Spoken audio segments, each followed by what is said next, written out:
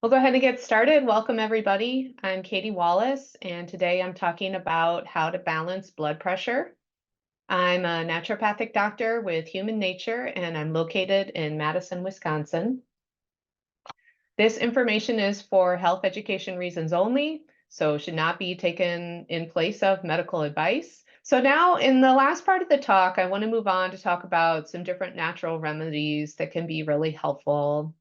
Magnesium is the first one I want to talk about, and I know I was already talking about it in reference to diet, and the magnesium in our soils is more depleted, and there's not as much there in our foods as there used to be, and so taking a supplement can be very helpful. I also think that the pace of our life today and some of the stresses that are on us in modern life may be greater than they were in the past, and that makes supplements really helpful. The magnesium helps your nervous system to relax, and that in turn helps the body to balance the blood pressure.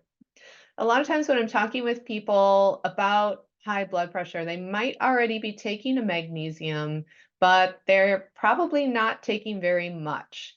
So if you're just taking like one capsule or something like that and not really seeing a benefit, then you might want to listen to the dosing I'm about to present on fine-tuning the magnesium.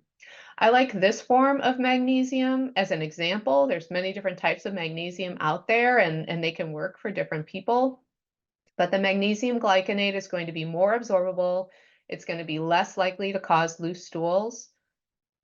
So you're going to see more of a benefit to someone maybe who's getting loose stools with higher doses of a different magnesium.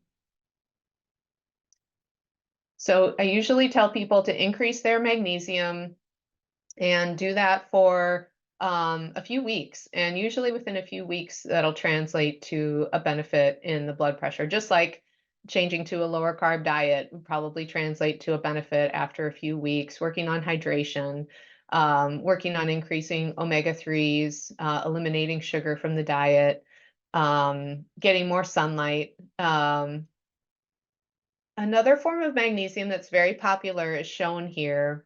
It's the calm magnesium powder. And this is not as absorbable as the magnesium glycinate or magnesium threonate. So the magnesium calm powder can work. If you've got some at home, it's worth a try. But because it's not as absorbable, it mostly stays in the digestive system. And so it's a really great remedy for constipation. And for some people with better absorption, it'll work for blood pressure, but I find most people it's not the right form.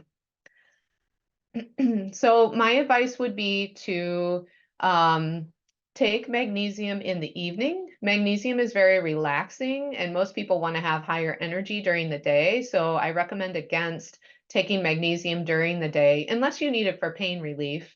Take the magnesium before bed. And one of the ways that a magnesium deficiency will show up is that someone's having problems sleeping through the night. They might have trouble falling asleep, or they might fall asleep great, but then after a little while, they're waking up and having trouble going back to sleep. And for some people, that can happen repeatedly. This is a good situation for more magnesium. It doesn't mean, though, if you sleep great and you have a high blood pressure problem, that magnesium won't help you too, because it might. So it's worth a shot. But usually the way I have people dose it is to take some at night and keep increasing the dose until you're sleeping at night. For most adults, this is going to be between 200 to 500 capsules. So, I mean, 500 milligrams. 500 capsules, boy, that would be a lot. Don't do that. So that is probably like 2 to 5 of the average magnesium, which might be 100 milligram capsules.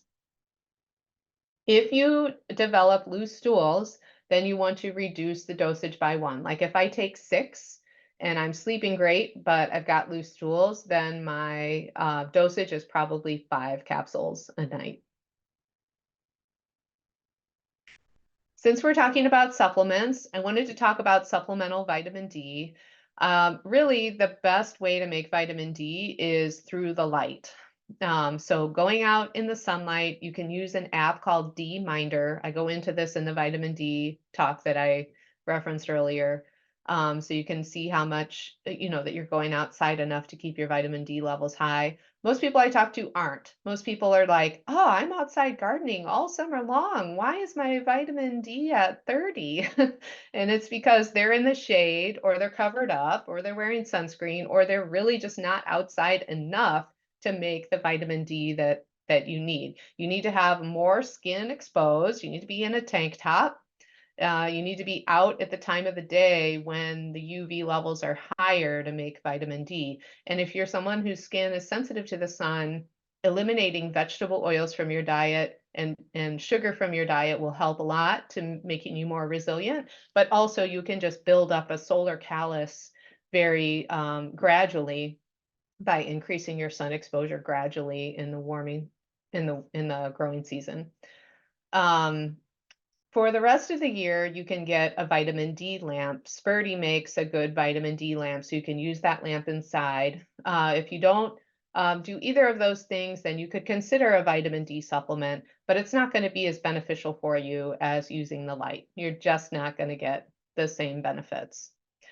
Um, People argue about what level of vitamin D is actually a good target, and I go into this more in my vitamin D video, but I usually shoot for around 60. I'm more in line with this functional medicine range here. And you're going to need to test your vitamin D to know. Vitamin D levels vary greatly based on a person's body mass index, their exposure, how well they produce vitamin D. So you really do want to measure. And I know people are interested in this test, so I'm going to try to get this test up on my website by the end of the day today. You can order a home test for vitamin D. It's about $50, which is a lot cheaper than for many people going through their doctor if their insurance doesn't cover it. And so you just prick your finger at home and send the kit to the lab, and it tells you what your vitamin D level is.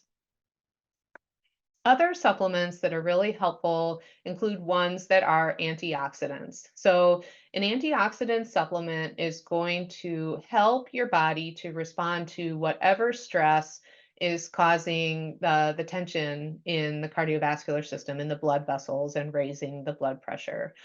My favorite would be ubiquinol or CoQ10, which is an important nutrient and antioxidant that just helps the cardiovascular system and most of your other body systems to respond to stress. So for someone with high blood pressure, I'd probably start in a range of 100 to 300 units daily. It is a fat soluble supplement, so you want to take it with meals where you're eating healthy fats like eggs or olive oil, or you know other high fat foods, fish. Um, the other antioxidant that's really important is vitamin C. So sometimes a vitamin C supplement can be good. A lot of people can get healthy levels of vitamin C through lemon water, and lots of fresh raw vegetables. This vitamin C helps the blood vessel walls to relax, so it can translate to a reduction in blood pressure.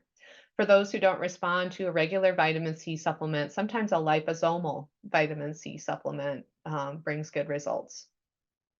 The next antioxidant I want to talk about is a grapeseed extract. So it's actually from grapes. It's the antioxidant in the seed, and it's very beneficial for the cardiovascular system, and can help with lowering blood pressure to just help the body with responding to the stress in that body system. Oh, I should talk one more minute about this blend pictured here, the BioCardio Cert. I like, it's a professional formula that includes the grapeseed extract, as well as taurine and vitamin C and magnesium and some other key vitamins that help with lowering the blood pressure. Taurine is my next favorite supplement that I want to talk about because it's really helpful for the kidneys, which help with managing the blood pressure, just like drinking lots of water really helps the kidneys with managing the higher blood pressure. Taurine is very safe, safe for most. Like I said initially, if you're taking a medication, you want to talk to your doctor about the different interventions you want to use. But studies show that taking 3 to 6 grams or 3 to 6,000 milligrams of taurine daily is very safe for most people. And I see this routinely being instrumental in helping lower the blood pressure naturally. If you already are taking a blood pressure medication, then you're going to want to do some homework or work with someone like myself or your doctor or pharmacist to make sure that taurine would be compatible because it's not compatible with all medications. Garlic would be another great supplement. There's a particular phytonutrient called allicin, which is written here, that's instrumental in helping to lower blood pressure. It's been shown in a number of studies to do so.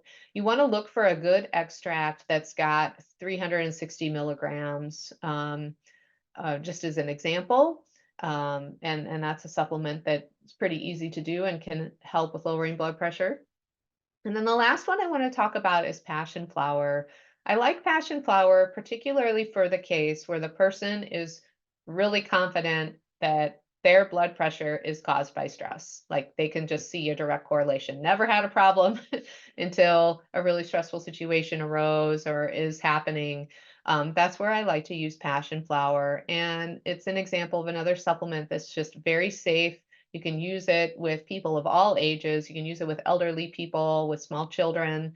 That you don't need a big dose of it, but it is very calming to the nervous system and can help translate to lowering blood pressure too. The last thing I want to mention is sometimes someone is doing a lot of different natural health interventions to lower blood pressure. They're still not quite seeing results. And in many times that can be a red flag that the person's got some underlying histamine intolerance issue. Histamine is a chemical made by the immune system when it's reacting to something. So you think of like a typical allergy response, or sometimes histamines can be at play when there's anxiety, insomnia, or a chronic digestive issue happening. So I have a whole nother program talking about histamines and how to help when there is a higher histamine issue. But just wanted to put a little mention of that here in this program today, so that you can reach out to me for more resources if you think that might apply to you. Okay, so in summary, we talked about how a low carb diet that focuses on blood sugar control can be really helpful.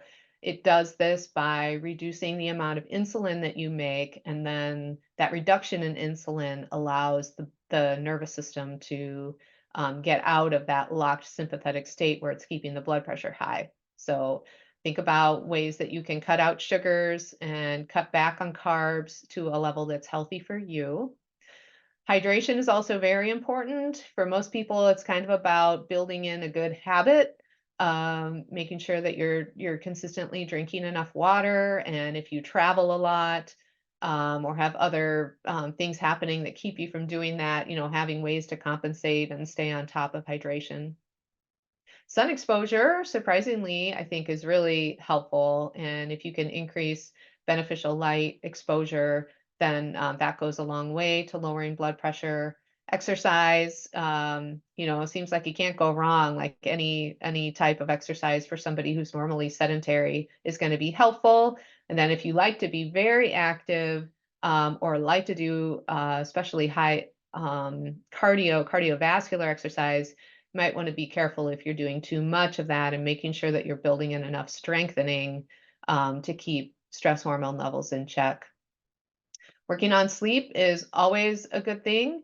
Obviously, when you're sleeping, you're in that parasympathetic state where the body's naturally lowering the blood pressure. So if you don't have a good routine of sleep, then I encourage you to put your energy into that. Stress management, also really important. And we went through the 3-minute breath, the left nostril breathing that's shown to lower the blood pressure. The supplements we covered included different antioxidants and minerals like magnesium, as well as some of the polyphenols like that found in garlic, and then histamines. I didn't go into it too much, just to say that might be something you want to look into if you know that if you have some signs of a histamine issue. So thanks for tuning in with me today. Next month, I'm going to talk about the anti-inflammatory effects of light. That'll be another free webinar on Wednesday, March 21st at 12 o'clock. And if you're interested in the Willie Street Co-op sessions, feel free to reach out to me directly. I'd be happy to talk with you one-on-one. And thank you so much for joining me